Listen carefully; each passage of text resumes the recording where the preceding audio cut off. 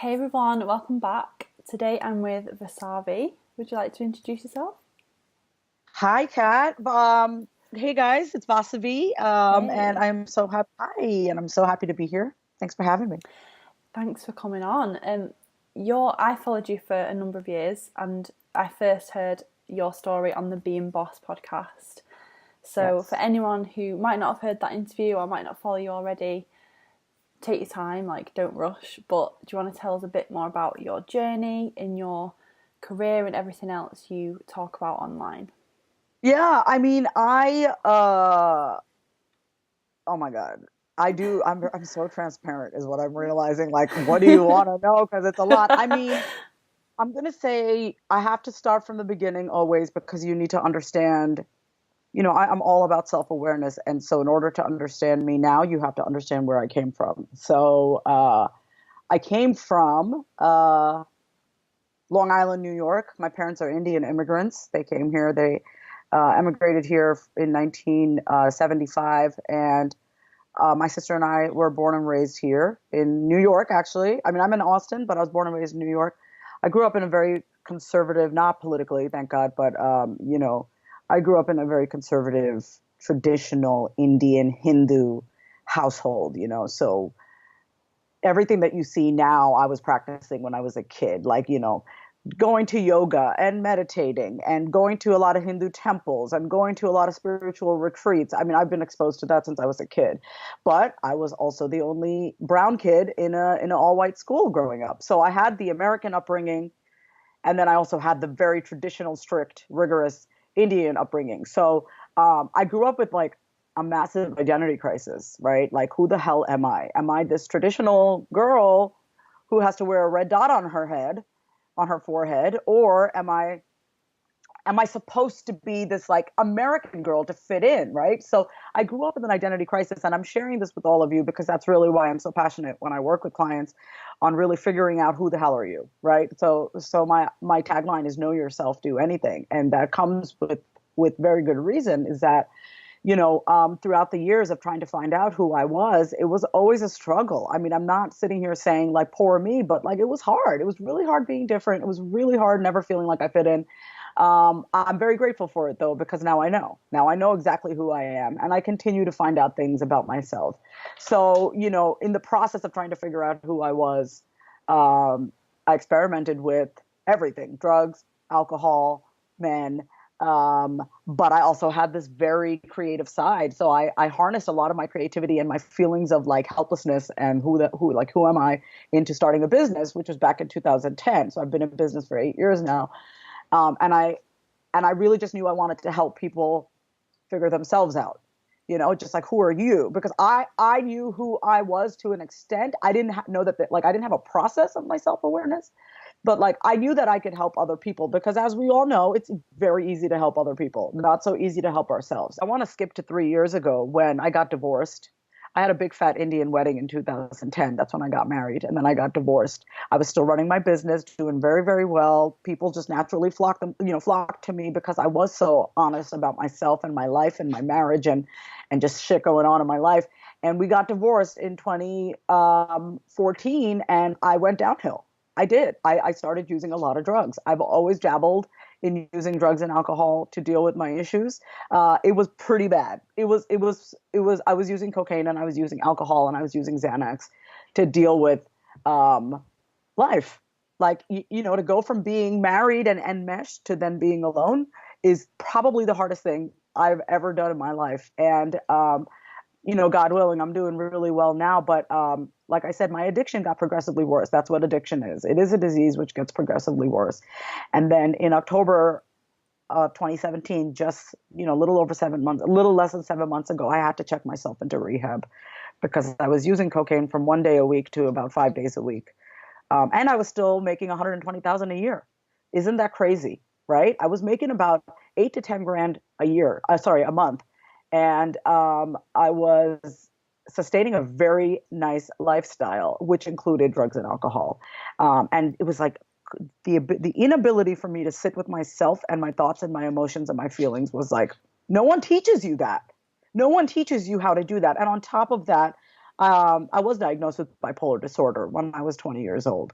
So I have, a diagnosed mental illness. I'm also addicted to drugs and alcohol. I'm also helping other people with their problems. I was a shit show. All right. So I went into rehab October 21st. Best decision I've ever made in my life. I went to rehab. I went to one rehab facility in Philadelphia where my parents are currently staying. And then I then came back to Austin where I'm living, stayed in a residential facility for 30 days. And then instead of moving out completely on my own, I moved into a sober living house. A sober living house, for those of you who don't know, is a house with other sober women. So I lived with 7 other women. I had a house mom who was so mean to me, but it's fine. It really made me wake up about a lot of things. I got back on my medication regularly. I want to say something about medication and mental illness. There's a lot of talk about not having to be on medication. I don't say you should or you shouldn't be on medication. I do say you should do whatever the fuck works for you. So I'm on medication for for bipolar disorder. I'm on medication for anxiety. It keeps me grounded.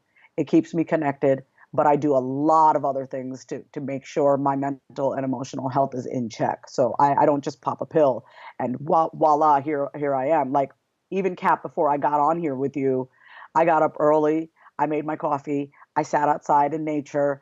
I read these books. If you want to recommend it to your people, you can. It's daily Yeah, meditations for women who do too much. Great. I mean, I like, need it's just, that. oh my God, it's so good. It's so good. I can't even tell you. And it's just a little reading a day. And then I sit and I pray to God. That's what I do. And I pray all day, every day, because God's the only thing that got me out of this. So I'm now almost 7 months sober. I don't know when you're publishing this. My birthday's on May 18th. May 18th is my 7 months of sobriety. I've never been more clear in my life. I have never been so certain in my life about at least how I want to live. I don't judge anyone who drinks or does drugs or anything like that. It's just not for me. And now where I'm at business wise, I've been taking it really slow. Like I'm taking it really slow. I do not just want to open up the doors and say, everyone come work with me now. Because I have people who email me all the time. They're like, are you taking on clients? And I say, no, I'm not. But in the past week, I've been doing so much business strategy. I've been thinking about really how I want to work with people, what's going to be good for my emotional well-being. So I want your listeners to really hear this. I know we're all about serving, but the way you serve is like direct. Like, you want to be able to serve in a way that feels good for you, so that you're not burnt out. I was working with 10 to 12, sometimes 20 clients a day, and then I'd be calling my drug dealer because I had no self-care. I had nothing. And so maybe you're not using drugs, but maybe you're binge watching shit. Maybe you're overeating. Maybe you're just burnt out. So just be really cognizant. Money is not the end all be all of our existence. And if we're going to be chasing money all day, we're going to be burnt out. That is not trust me, I know. I had the money. I lost everything. I lost everything because I spent it all on having a grand old time using drugs and alcohol, and I don't regret it. I when I say I don't regret it, Kat, I don't regret it, because I am better now at my 35 years than I ever was before. So yeah, I've been doing some business strategy. I'm very clear in the next 90 days what I'm going to be offering, who I want to be working with, what I'm going to be helping with. I don't claim to be a business expert. I'm a very savvy entrepreneur, but I can definitely help with business. But I'm very good at other things too. But I'm being really selfish. Like, I don't want clients before a certain time. You know what I mean? Like, even you and I having our interview at this time, it's 10 a.m. Central. I wouldn't normally do that. I asked you to reschedule though, right? So like I took the choice to say, okay, I'll talk to you early. But usually I would be blocked off until 11 at least my time, right? Hmm. So I have 3 hours. So I just want to really make that clear to your listeners that stop, like, I hate saying stop, but I'm going to say stop. Stop trying to fit your life according to what you think other people need you to do. Everyone will survive without you. That's what I learned. I was gone for 6 months. I didn't have any clients. You know what I mean? I've had a few clients since I've come back. I'm okay with that. Everyone will move on without you, right? So you need to take care of yourself. And then you come back rejuvenated, fresh, and clear as a blue sky. And then you can move forward in life and in your business. Both are the same, by the way, with a very clear vision. Yeah, that's amazing. Like, hell yes to everything you just said. I think Yeah. I want to guess that all of the women listening to this podcast just give, and there's just no time left for them at the end of the day. Same here. And yep, I get it. everything that Yeah. you just said is just amazing. So thank you. You're welcome. Going back to your recovery and sobriety, and that was obviously there was a decision there to share that online, and you've already gone into that a bit, saying that you're naturally an oversharer. Yeah, I naturally overshare. I do. Yeah. But go ahead. What were you Yeah. going to say? I just cut you off. No, it's fine. I was just going to ask what was the decision that, because there's a lot of, for other people, there's a lot of vulnerability in that, and therefore a lot of fear to share that. How did you come to that decision, and how did you navigate like sharing that journey when you were still in such a vulnerable place? So I'd already built that relationship with the online world, that like I'm an honest, open person. I'm also someone who has no shame around the stuff that I go through. I don't typically share things as I'm going through it, like that big. I don't. I have to give because I have to unplug. I didn't have my cell phone for 6 months. I didn't have, no, sorry. I'm sorry. 1, 2, 3. I didn't have it for 3 months. I didn't have my cell phone for 3 months. So I had like a little bit of like I don't need you social media relationship. But when I came back, first of all, my philosophy is always about transparency. And I do believe there's a difference between secrecy and privacy. But I believe because of the nature of I don't want to use the word business, but like I am someone naturally, whether or not I were to ever have a business, Kat, I would share my story to help somebody else. It's all about relatability for me. People feel like they're so alone. I mentioned at the beginning of this podcast that I've always felt very alone and different. I share my story so people know that they're not different, because I know we're all the same. For example, if you listen to my podcast, Being Human with Vasavi, I share personal stories. I talk about certain topics, and I'm like, we're all going through the same shit. Some just deal with it better than others. That's the truth. It's not about being farther along. I mean, if you want to call it that, that's fine. But like, I deal with things very well.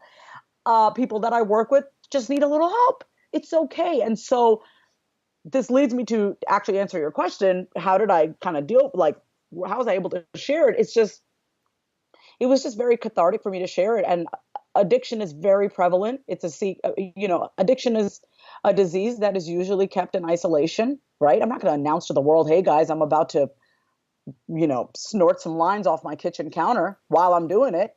But I will tell you about the fact that I did do that, and I went to rehab afterwards. Like, addiction keeps you isolated, right? The opposite of addiction is connection, right? So once I got over my addiction, when I say got over, I will always be an addict. I'm a recovering addict, but I will always have the mind of an addict, right? Like the other day, I was going through some massive anxiety, even though I'm on meds. See, this is why it's important that like if you take meds, you do other things too. I was so tempted. I was so tempted to search for my old dealer's number. Like that's what I'm talking about. Like having that addict mind. Like sometimes when things just get so bad, and I was like, no, Vas, use your skills.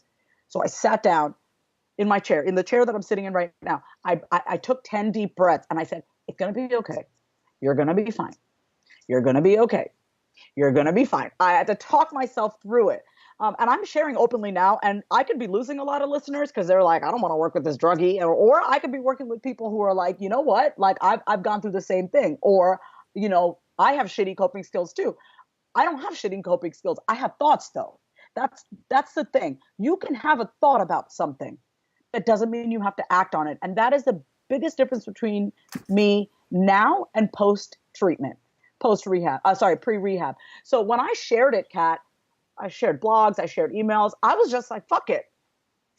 There could be someone out there who really needs to read this. And even if it's not for somebody else, it feels good to just share it. It feels good. It just felt good. And it was so written from the heart that I didn't care what anybody thought. Have I probably lost credibility in my industry? Absolutely. Do I care? No. Because I know that God will get me through anything. God got me through this. God will get me through anything. I'm not worried about anything. I'm not. So that's how I live now. That's how I live. I've been through such a ringer. I've been through the ringer so hard that you kind of something just happened to me. I was just like, I don't care. I post anything. I don't care. And when I say I post anything, It's not like an oversharing post. It's like I'll share the most vulnerable part of me. Like yesterday, I posted a photo of me with my little lump in my eye, and I was smiling in the photo because aren't we taught to smile for the camera? And I said, how many of us actually are like really smiling though? Because I know that I smile just to make people around me happy. But inside, I could be seething with anger and anxiety, So it's that type of stuff that I share because I know people can relate to it. So Yeah. that's why I share. That's why I share. I have many messages a day, people asking me to help them get sober. I'm a sponsor. I've worked the 12 steps. I'm now a sponsor.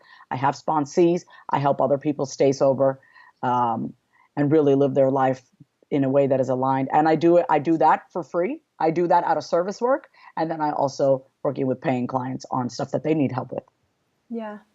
I think one of the reasons that I'm so drawn to your content is the vulnerability in it, because everything online, and I think particularly in the personal development space and wellness space and people talking about goal setting and living the best life and all this other stuff. Shut up. There's a lot of, it's very constructed, and it's just refreshing for someone to be like, this is me, like this is all me.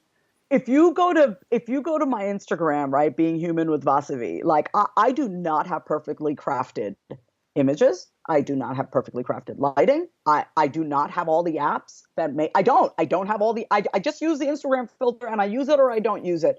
Like, I don't give a shit about looking smooth on my skin. Like, I don't know what that even means. Like, this is who I am. And so thank you so much for saying that, because we as entrepreneurs, especially us women entrepreneurs, can look at someone else's Instagram file and they're like, oh my God, why did they have the best pattern on their Instagram profile? Who cares? Like, who really, I mean, if you want to do it, that's fine.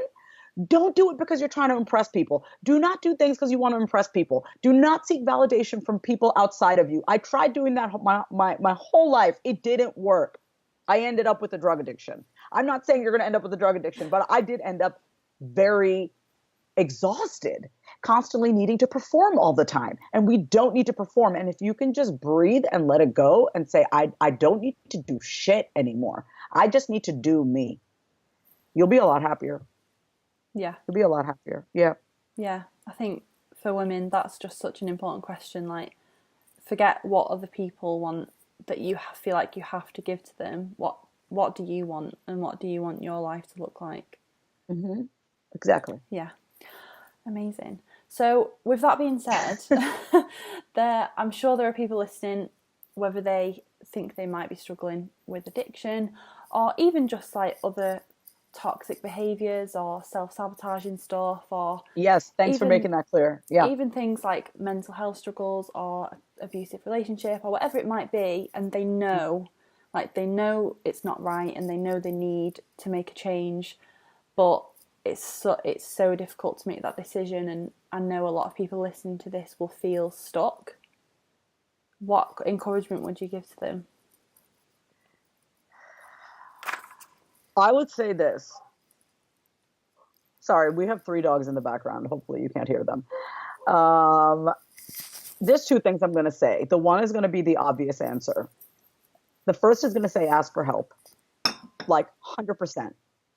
I did not ask for any help until, this leads me to my second one, I was ready. If you're not asking for help and you're not taking action on it, and you're not doing the thing that you know you're supposed to be doing to get out of a situation, you're not ready yet. What like a relief is that?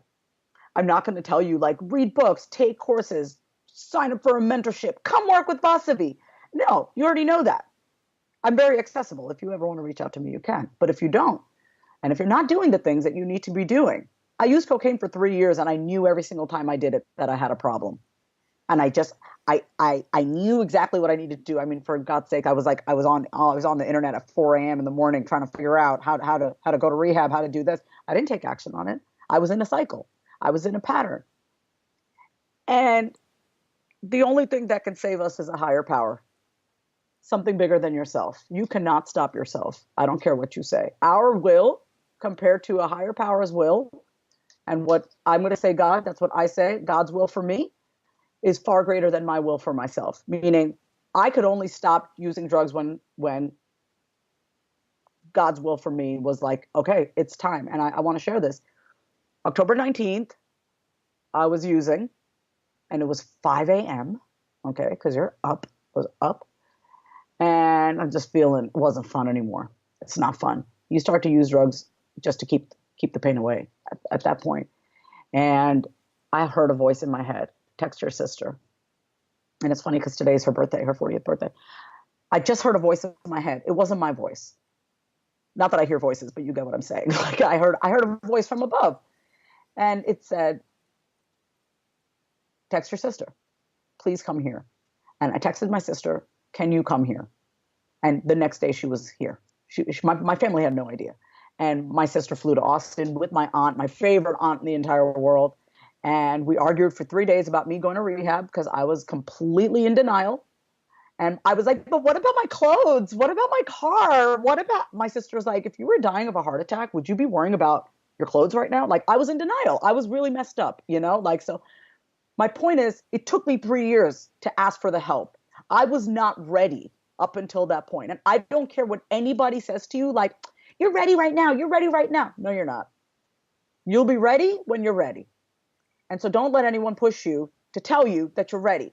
Okay. And this is why spirituality is such a huge part of my life. Having a connection with God and my higher power is the most central force in my life that keeps me grounded. I don't keep myself sober. God keeps me sober. Every day I want to use drugs. Every day. Because old habits die hard. Okay. Every day I have a thought. I don't do it. What's that about? You think that's Vasavi white knuckling it? No, that's my higher power. You have to believe in something bigger than yourself, and you have to surrender yourself over to something bigger than yourself. Otherwise, you're going to be white knuckling it your whole life. So if you're in a situation where you really just feel like you can't get out and you're struggling and you're suffering, well, first of all, you have a very high tolerance for struggling and suffering. We're women, for fuck's sake. Of course we do. But you're not ready yet. And that is the greatest relief that I had when I found out that I just wasn't ready yet. Like once I got into rehab and I was like, I don't understand why I couldn't do something sooner. And my counselor was like, you weren't ready. You weren't ready. You're not ready. And unfortunately, since I've gotten out of rehab, I've had 14 people die on me. People that I went to rehab with, like people that I was close to, like Facebook friends, text messaging, calling, like all died, overdoses. So I'm lucky to be alive. And that's just, we can't operate in this world, Cat, just thinking it's us. It's not. I'm just like a puppet in a way. I have control, but I don't have control. And that's the most liberating feeling in the entire world. So I hope that helps you guys. So number one is ask for help. Number two, you're not ready. I love it.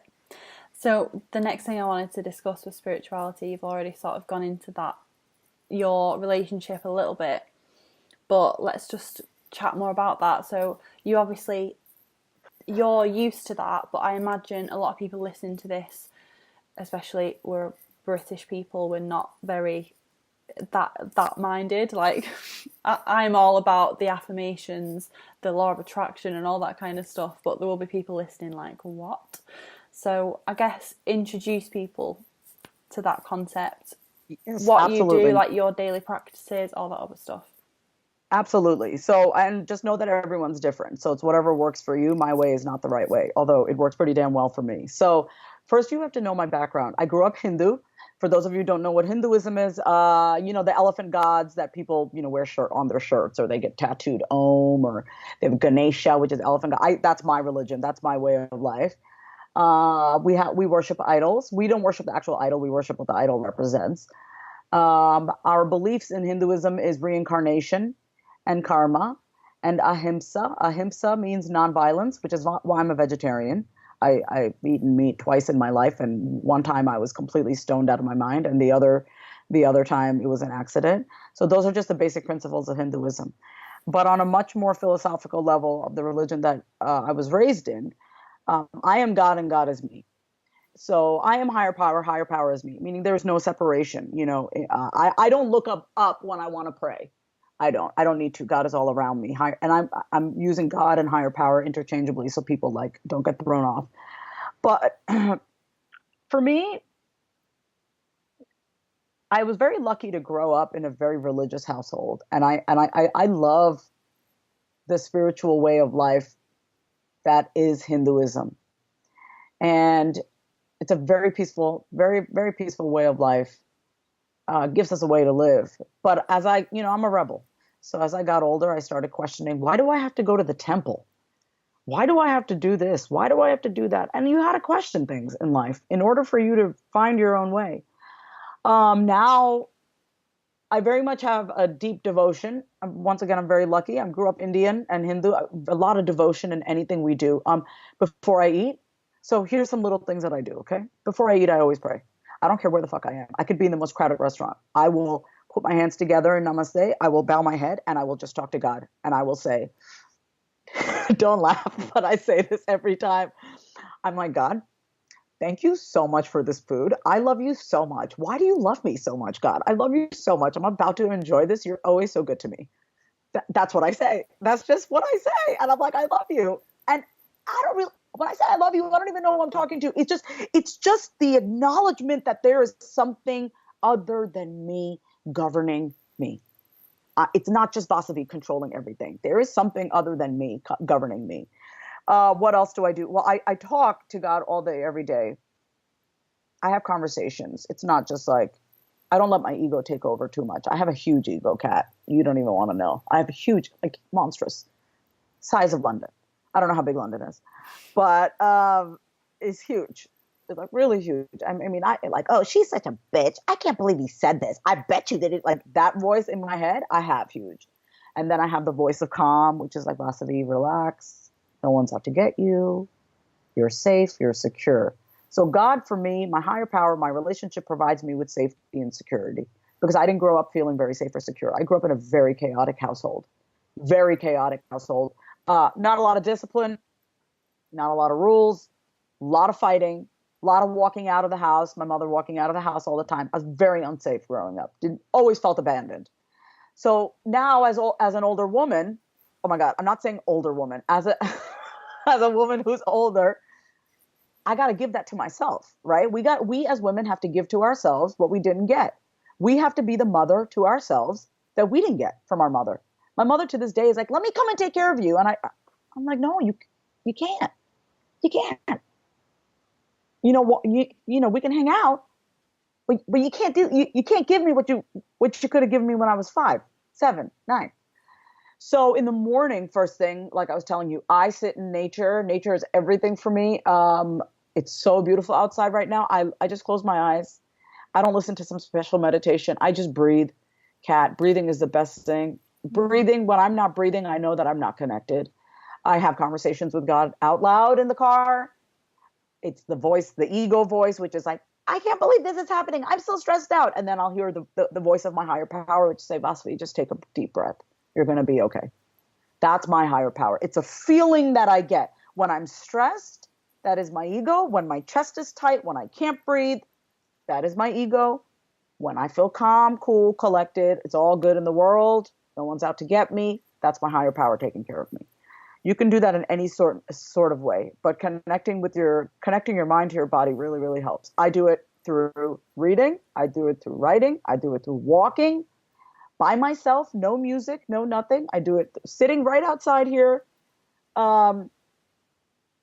reading my daily meditation. I do it every single day. My mind is slow enough and clear enough, it's sober enough for me to hear myself, Vasavi, and then I'm able to hear the voice of my higher power. You got to give your higher power. It can be anything, you guys. It can be a tree. I had a guy in rehab that would sit in front of a tree and just talk to the tree. I know that sounds crazy, but that's how he connected. It's not crazy. That's nature. God made that tree, right? So find your way of connecting. It can be through painting. I just started painting. I've been going on this, like, I have paintings all around me. I've been going on and I feel so connected and I feel so calm. So you got to identify the feeling of when am I most connected? You could say God, higher power, universe, nature, whatever. When am I the most connected? How do I feel when I'm the most connected? And then you got to do that shit all day, every day. Because if you're someone who is stressed out and anxious most of the time, you need it even more. And this is coming from someone who had a cocaine addiction. So please take my advice when I say that. I was very stressed out all the time. I was able to turn on and be happy when I had clients because they're paying me, right? But then as soon as I was done with the clients, I was like, oh my holy God, kill me. Right? Because I hadn't been connecting with myself. So I hope that answers it. No, Your question. that is great. I'm absolutely on board with that. You're a woman of few words. I don't need to add anything on. You're just like firing away. I love it. Thank you. So you mentioned the ego there, and one thing I did want to ask you more about is knowing yourself and trusting yourself. And I think a lot of people hear that ego voice, especially if they are prone to stress, anxiety, addiction, whatever else. They have that like million miles an hour brain, and people think that is them, but it's not. No, And I yeah. think a lot of what you talk a lot about truly knowing yourself and stepping into who you really are. Mm-hmm. And I am huge on intuition and inner guidance. I'm really following that voice that's like deep, deep down inside, that might be like a tiny little voice that just creeps up every now and then gets pushed away.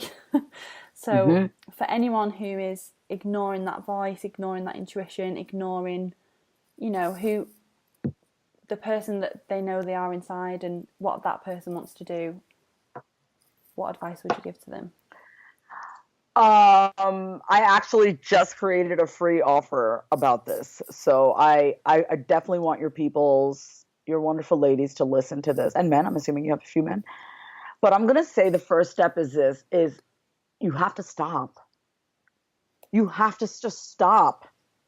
Okay? And so I've been working on my anger for a very long time. I'm the least angry now than I ever used to be.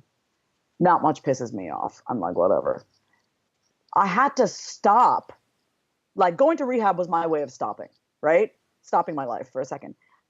But when you're in that mode, and when you're in that mode, you can't stop it. You got to stop it. That's what you literally have to say. I want you to just say this to yourself. Suppose your name. Actually, I'll just use my name, right? So I oh my God, like when I'm in my ego, Kat, you don't even want to know. All right, it's mean. I'm a mean girl. All right, I can be such a mean girl to myself and others. As psycho bitch mode. Yeah, and I gotta. It's funny now because I'm not mean to myself anymore. But like in my head, I'm not mean to people's faces either. But in my head, I'll be going on. I can create conflict in my head even when there's nothing to fight about. So what I'll do is, what you got to be paying attention. You have to pay attention to what's going on in your head. So if you feel, and you feel it in your body too, you're like, you're like, what? Okay, Vasavi, just stop. Vasavi, just stop. You need to stop yourself. That's because no one's going to come down and stop you. Like that's what I'm saying. The balance between you and your higher power. I don't care what the difference is at this point. Like it just needs to be. I just need you to pay attention first. So you feel yourself getting older. You're saying things. You're talking in your head. You're creating World War III, and you just got to be like, all right, I need to stop. I need to stop right now. I need to pause. I need a time out. When we were kids, we got timeouts. Same exact thing. I just need you, I'm going to just give you the first step, because this is what I can guarantee. I can guarantee that if you at least stop in the moment and you take a few deep breaths and you walk away from a situation, or you go step outside into nature, the rest will follow. In my freebie, I will walk through, there are 9 steps. But I want to give you the first step, because the first step is the most important. The first step is to stop. Right? We need to almost discipline ourselves. Not almost. We have to discipline ourselves. Like when, whether you're being mean to yourself, whether you're creating conflict in your head where there's no need to create conflict, whether you're being jealous of somebody else, talking shit about somebody else, you need to be like, stop. Stop. Stop. And use your name, by the way. It's very good to hear your name. Stop, Vasavi. Come on. You know better. Come on. Take a walk. Instruct yourself. You have to instruct yourself to stop. That's it. Yeah. That's the first step. Yeah. And even if I didn't give you the rest of the 8 steps, you'd be fine. Yeah. 100%. Because the first is just to stop. You need to pause. You need to pause, like pause and stop. Stop is better. You're just stopping the conversation. Give yourself permission to just walk away. Give yourself permission to just breathe. Like be nice to yourself. Yeah. You don't need to punish yourself for shit that you've done. You don't need to recreate your chaotic, stressful, fucked up childhood in your adulthood. Just because you saw mom and dad doing it, you don't need to now do it for yourself. Do it to yourself. Yeah. Yeah. And I think we just, with the ego, we get so in our heads that it's like that negative spiral, and you have to just say stop and like pull yourself back. And I will say it out loud to myself because That's great. Kat, sorry, I just interrupted. No, it's okay. Okay, I'll stop. Okay. It's so good that you talk out loud. I say that all the time. I'm like, talk out loud and hear yourself. Even the mean things that you're saying and the negative shit, hear how stupid you sound. And yes, I just said stupid. Like, it's stupid thinking. It is. It's like, or irrational thinking. I'm just, that's how I like to talk. It's like, oh my God, why is her Instagram better than mine? She has way too many followers than me. How come she has that many likes on her post? I must be ridiculous. Do you know how fucking stupid you sound? Like, that's what I say to myself. I'm like I'm not critical. I'm just being like, Voss, you know how stupid you are? Like, you're amazing. And then obviously follow it up with the positive. Like, you're amazing. You've been through some shit in your life. So customize it for yourself, Kat. You know, you want to do it? You want to do it right now? Something negative that you've been thinking? You're like, wait, this is my podcast. I'm feeling great after this conversation. Okay, good. There is nothing. Good. It works. See, guys, just stop. Yeah. You're good to go. That is so good. Yeah. I always say, I just talk to myself, and I think that's my spirituality thing, because I don't call it God, but I'm definitely spiritual and I definitely know something. And I think me speaking out loud and acknowledging something like that, it helps me acknowledge that voice inside my head isn't actually me. And it's almost like I'm talking to that voice and just saying, this is ridiculous. Stop it.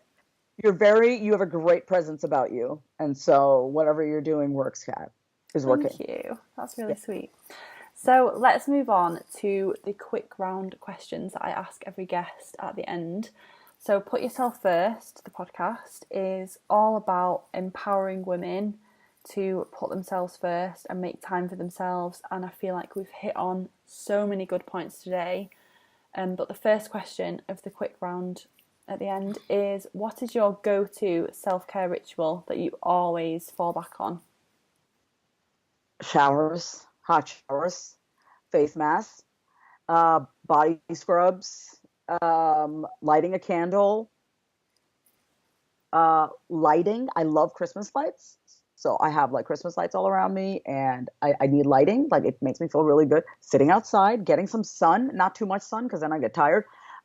Little things. I love lemon in my water. I always have my lemon water at all times. I drink about like 120 to 150 ounces of water, because my medication makes me dry mouth. Too much information. But painting, I mean, I just have tons of canvas around me, blank canvas, and when I'm feeling something or whatever, I just start painting. I have all my paints. It's great. I just started painting, by the way, something I've always wanted to do. Gardening, but I would say the first few that I mentioned are like definitely my go-to. Yeah, I love that. It's those small moments of joy in your day, which I think a lot of women don't allow themselves.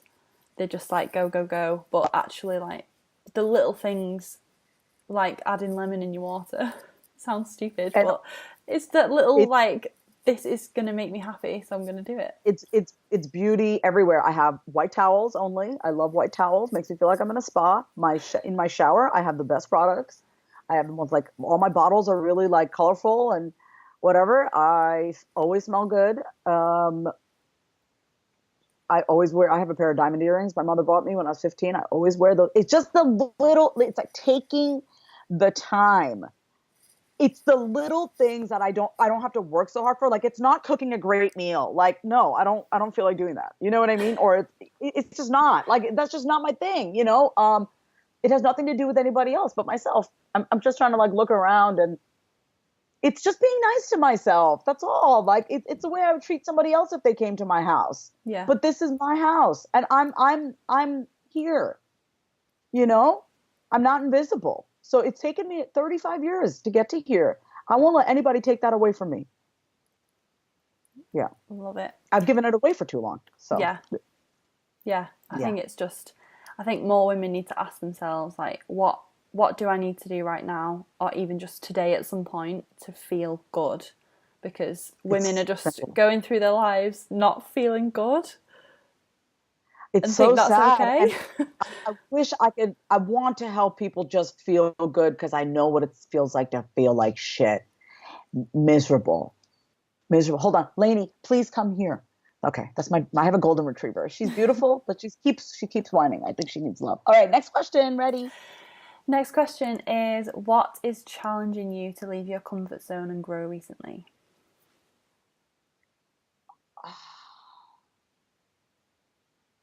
Well, everything. Life.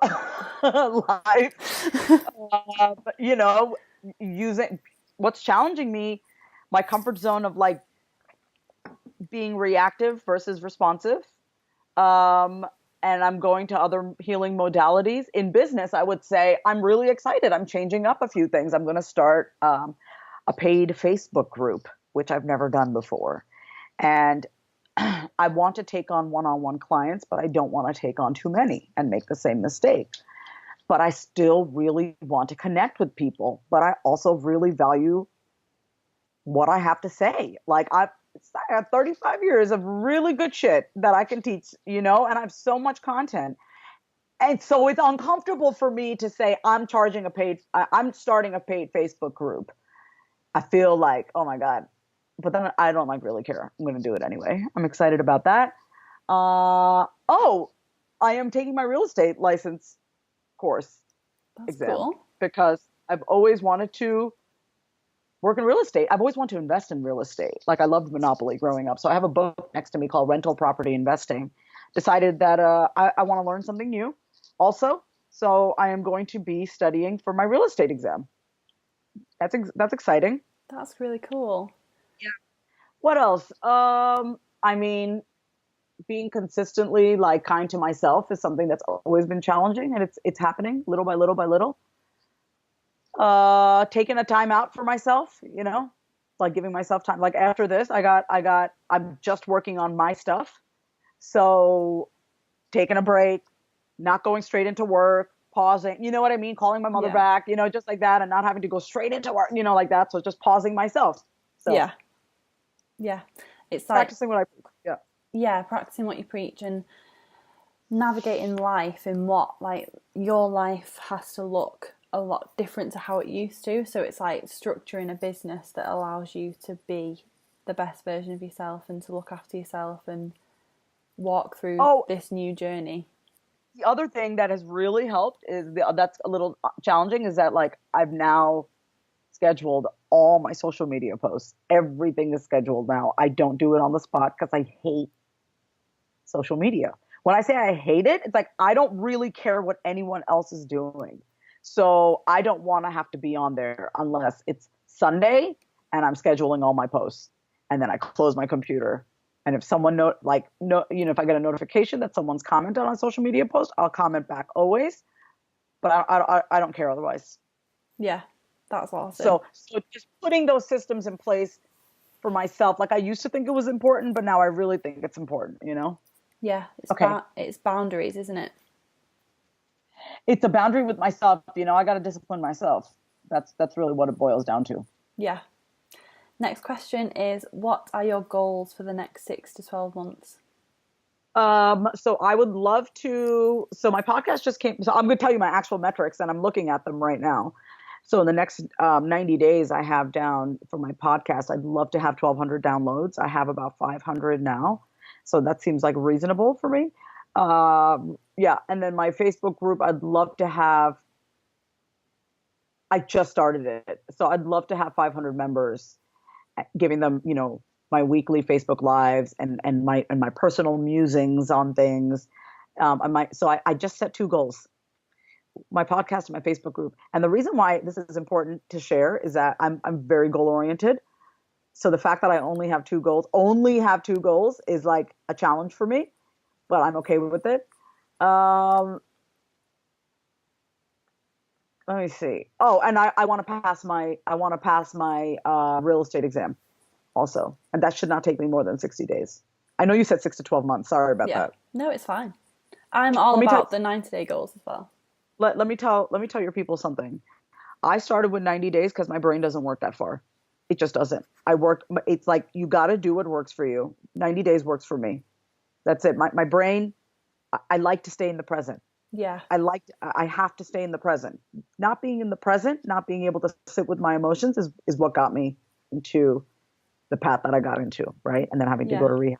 Staying present for me is the most important thing in the entire world. 90 days seems like far enough, but like close enough to the present. Do you know what I mean? So Yeah, that is exactly what I say, because so much can change as well. And I think people set these huge goals for the year in January, and then by March, April, May, they don't even want to do that thing anymore, and they feel guilty for setting the goal in the first place. Whereas 90-day goals, it's just all about like adapting as you go. yeah. Yeah.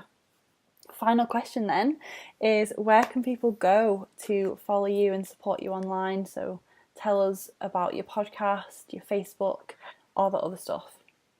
So that free offer that I told you about Mm-hmm. on how to become more self-aware, like no one teaches us how to become self-aware, right? You either learn the hard way or you don't learn at all. So you could go to vasavikumar.com/self-aware. That might change that link. So Kat, I will let you know. I haven't even created it yet. So I'm in the process of creating it. I'm giving you I a link will right now. Yeah, I'm I giving will you the link link. everything. Okay. So vasavikumar.com/self-aware. My actual website is vasavikumar.com.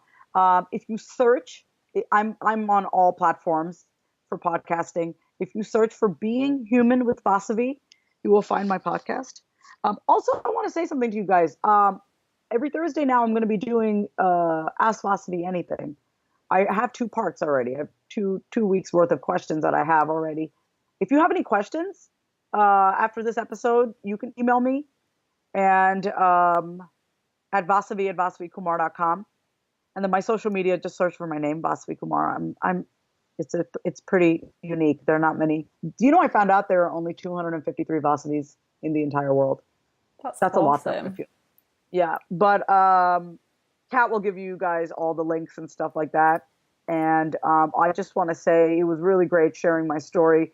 It feels what I want for all of you listening is to be able to share with the same confidence and no shame about who you are to anyone or anything in your businesses, especially, so that you can attract the right clients. Like, I know that there are people that don't want to work with me because I went to rehab. I am okay with that.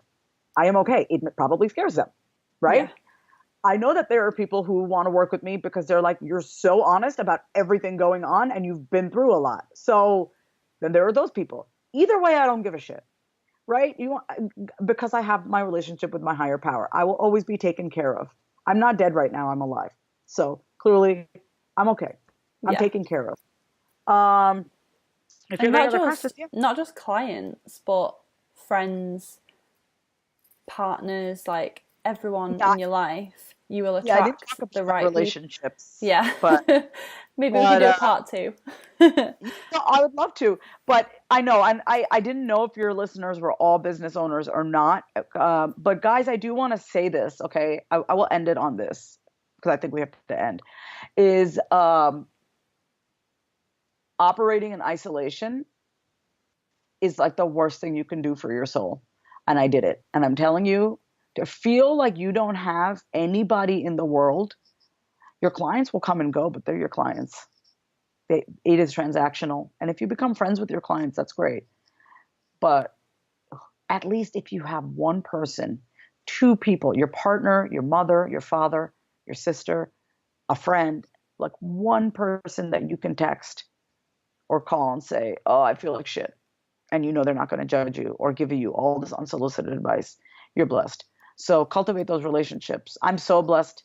I'm so lucky to have my mother, my father, and my sister back. Like my sister and I, we talk every day. We talk every single day.